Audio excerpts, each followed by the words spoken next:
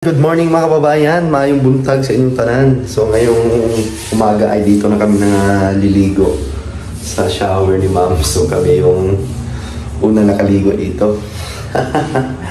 So may mga ikakabit pa tayo dito mga accessories, pero mamamaya na siguro ikabit ko yon kasi magpapalitada muna ako ngayong umaga. So mamaya ko yung pagka ikakabit. So may mga nice salamin ilalagay natin dito sa itaas na lapatoy. So, yun, may kasi ano yun, bathroom seat talaga yung nabili ni ma'am. May bowl pa at saka may baso. So, mga lagayan ng tissue na nandun halos kumpleto na po yun. So, mamaya ikakabit natin. So, at siyang Alex naman ngayon ay magtatop coat na ng ating mga door jam. Ayan, nawala na po yung epoxy. So natabuna na. So tatapot po ito ngayon para kumintab na yung mga jam, door jam. So tayo naman ay sa labas na tayo magagawa. Kapon nakapagpalitada naman tayo. So ngayon tutuloy natin yung pagpapalitada. Manood lang po kayo mga kababayan at maraming salamat sa inyong panonood ng aking na-upload. So, mamaya may nagpapa-shoutout. Mamaya ko na lang po titingnan. So, yan.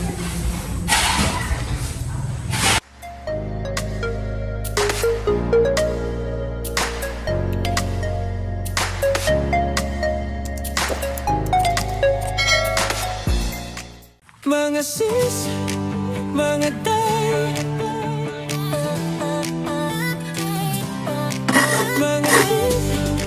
mga day, nandito si Baby Team Panday.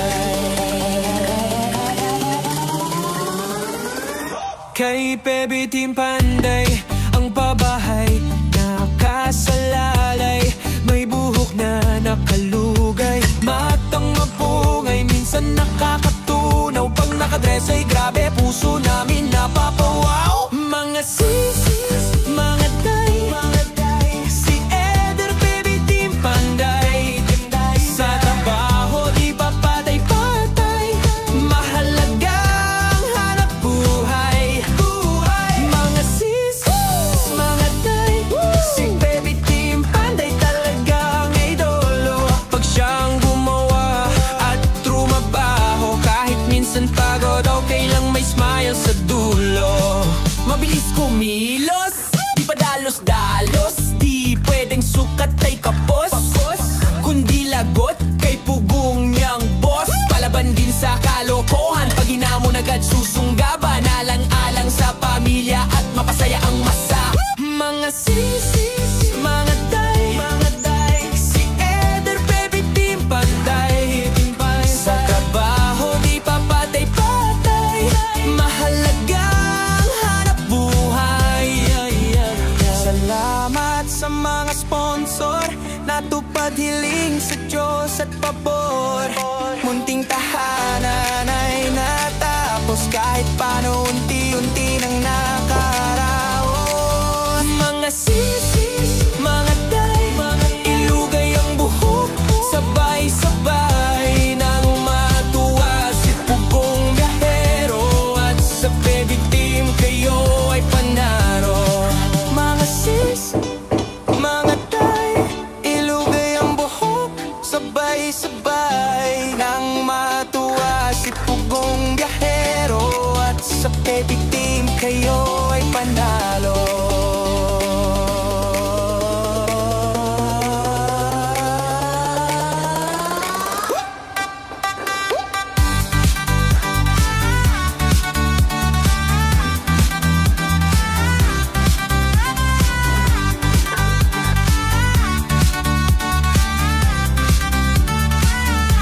Baby Team Panday, Baby Team Panday.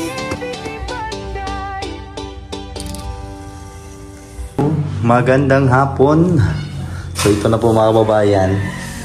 Ayan, tingnan nyo po Tapos na po itong natapkot. Natapkutan pala. So ayan, magkasing kulay na sila. Ayan. At makintab na din. So kahit medyo yung door jamb na nabili, na dideliver dito ay medyo may problema, pero naayos pa din. So ayan, kasi na ano po ito, hindi po matuwid po itong mga kahoy na ito. So ayan, same na sila ng kulay. So 3 kwarto pala ito. Ito yung room number 1. So ayan. At ito naman yung room number 2. So ayan, naglilinis si ano, tatay. Tatay, naglinis kasi tatay. Oh.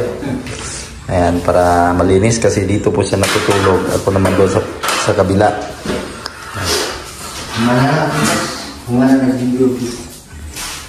Linisan na. Mga pintura nga na tapon dito sa tiles. So madali lang pong linisan kasi ano po itong tiles na ito, porcelain at makinis. So madali lang po siyang malinisan. So ito naman po yung room number 3. So ayan, baligis room po itong dalawa kasi si ma'am lang yung siya lang kasi yung ano dito, nag-iisa. Wala pong kasama si ma'am. So itong dalawa pwede ito guest room. So ito, depende na ni ma'am kung gagawin ba niya itong kwarto or gagawing storage or study room or computer room. So depende na din yan sa kanya kung ano yung decision niya dito. So ayan, ito po ay hindi masyadong malaki kasi tulad ng sinabi ko nung dati, nausog kasi ito dito. Sana hanggang doon pa yung pintuan nito kasi yung dalawang pintuan sana ay magkadikit sana to dito. So magkadikit sana to, kaso gusto ni ma'am malaki yung kanyang room. So ayan, malaki din po itong mga babayan. 3 meters po yung gano'n, patungo doon, at saka dito ay nasa sukat dito is 3 meters by 3.3 meters or 330 centimeter. So yan po yung sukat kung baga sa feet, kulang-kulang 11 feet. So by 10 feet. So ayan, laki na din po siya mga babayan, maluwag. So ayan o, maluwag po siya at pwede din maglagay ng cabinet. Pwede dito o pwede din dito. Kasi pwede, itong cut tray na ito ay temporary lang po ito. Pwede itong dito sa gilid lagay. So ayan. At grabe, napakarami ng saksakan dito na nilagay. So bali 4, 1, 2, 3, 4 na saksakan. So grabe, madumi pa at palilinisan natin to at i-retouch. So grabe yung alikabok ko. Yan, kung madami lang mo siya makuha. So yan. So bali tapos na po talaga. At yung gagawin na lang ni Uncle Alex is yung exit at saka yung main door na lang yung gagawin na jam. So at kami naman kanina ay doon kami sa labas nagpapalitada. So ngayon nagpabili pa po ako ng drill bit na pang masundri para maikabit na po itong mga accessories doon sa bathroom ni ma'am. So set po ito, may lagyan pa ng soap at baso. Lagay natin yan doon. So bali dito ang nangyayari ay napalitadahan na po yung harap. So yan. So ayan, nakapalitada na. So ginagawa ni Gino, ayan, binabaklas po itong dingding dito kasi may muntik na hulog dito. Iwan ko kung sino natamaan yung metal cladding. So ayan, kunti lang yung gas-gas niya. So ayun o, nabubutas po kasi. Ayan, pero papalitan natin yan kasi may sobra pa naman. So papalitan natin yan ng bago. So may muntik kasi silang nahulog dito. Iwan ko kung sino ba sa kanila, yung elektrisan ba or yung sila Bundong ba yung nagkabit ng kisame dito. Iwan natin kung sino yung nakatama dyan. So palitan para wala talagang walang makikita na nasisira. So dito na lang banda sa harapan, ito na lang po yung papalitadahan dito. So kunti na lang, at ito ay ano pa yan, yung mga sobrang halo nung dati ay dyan nilagay sa, kaya nagkaganyan yan. So ayan, tapos na. At dito naman yung ginawa ko dito naman sa bandang gilid. So tumigil na kami sa pag-ano kasi naubos na po yung buhangin na naayag kung sa Bisaya pa. So yan. So yan, dito bali ano na, kahapon pa po ito. So yung poste yan, ayos na din, matuwid na. Bali yung laki po nito is nasa 10 inches. Ayan. So dito hindi ko pala dadahan kasi may ano pa to dito, hagdanan. So may step pa po ito dito na ilalagay kasi napakataas. So nasa 60 cm galing sa level ng lupa. So nakailibit kasi po itong bahay na ito. So yan, dito. Ito po yung nagawa ko.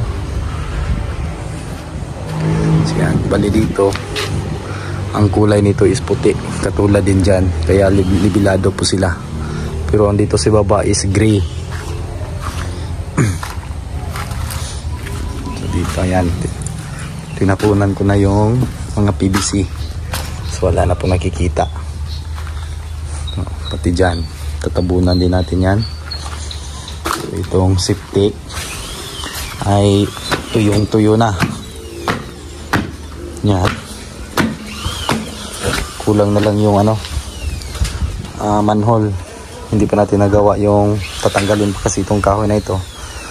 Tapos lalagyan natin ng manhole, takip ng manhole pala. So concrete lang ya, concrete pa rin yung gagamitin, bubusan natin dyan. So dito na lang yung malaking papalitadahan ito.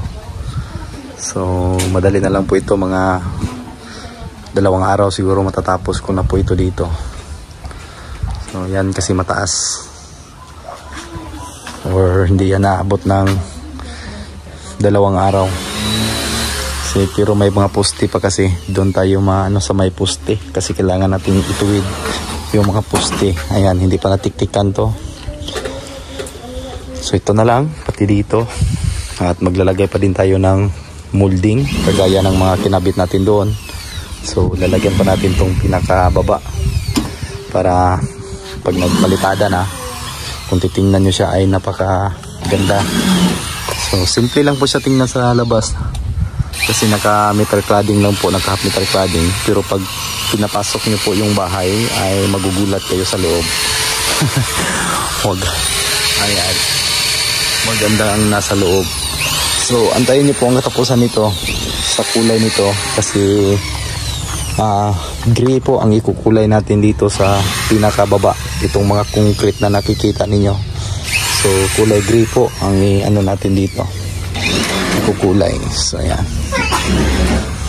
So ito lahat po ng kalibil ng cladding na ito hanggang doon ay kukulayan natin ng white, yung kalibil ng ano metal cladding, para pantay, hindi po pangit yung tingnan na yung makikita dyan sa taas ay kulay gray maiba. So mas maganda puti yung ilalagay natin dyan.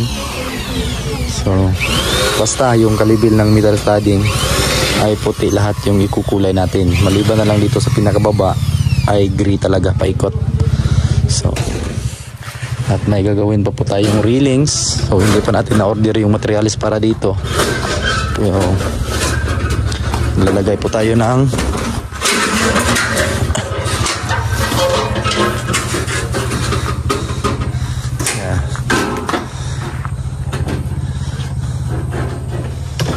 tanggal na. Doy, nabawag ang kuan, Doy. Yun po. At dito. So, yan. Napaka ganda ng open cabinet. So, open shelf lang siya, mga babayan. So, yan. So,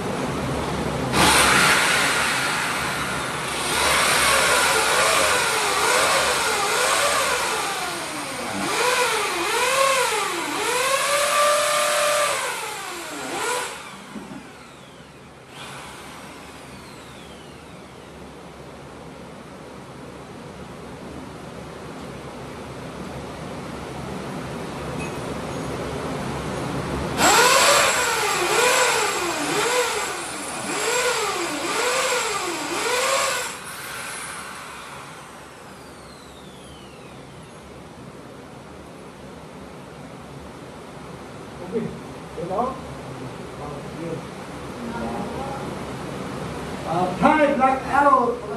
Day! How's the done?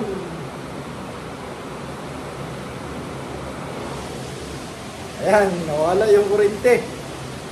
Grabe kasi, lakas kasi ng ulan. So yan mga kababayan, at ayun lang bumalik yung kuryente. So hindi natin natapos yung mga ginagawa. So yung mga bathroom accessories hindi ko nakabit kasi ngayon lang gabi bumalik yung kuryente kasi napakalakas ng ulan talaga dito mga kababayan. So ang maipakita ko lang po sa inyo yung mga nagawa namin kanina. So yun lang po mga kababayan. God bless ug amping mo tanan.